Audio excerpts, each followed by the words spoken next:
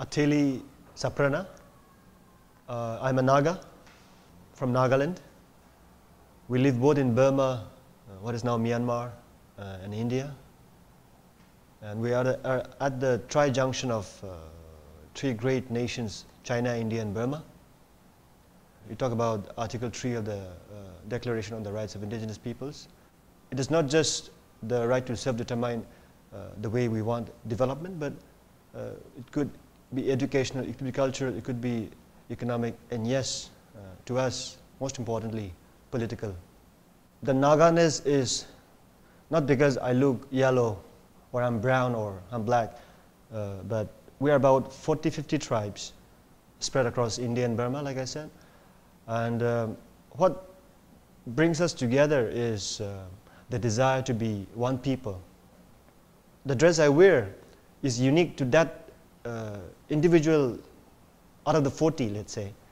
And I do not necessarily understand the dialects of 39 other cultures and other Naga tribes.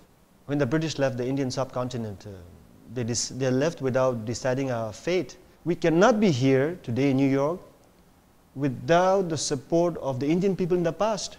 We have a lot of support from the Indian people, and because of which we are able to come. Forests are disappearing, and while it is illegal to do logging, well, I don't blame outsiders alone, but my own people themselves, whatever will be the reason, perhaps because of compulsion, are responsible for that. There we find a lot of difficulties to explain to the people that in the long run it is going to alienate and take away our very roots, you know, the forests and lands through which our language, our culture, our worldview is derived from. It's going to be underwater forever. It's going to be disappearing forever. That's a difficult part to explain to our people. The invitation by Tribal Link was very useful. And while it may be easier for us to go to other parts of the world, to even go to a United Nations meeting, our visas are not easily done. And I think that 3-day training that we had, it was my first, extremely useful. The specific theme was on project building and yes, fundraising, and all the good things that we plan to do without money.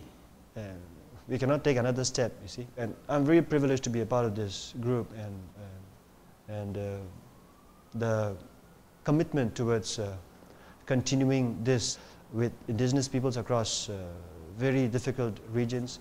I think it's something I'm proud of. Yeah.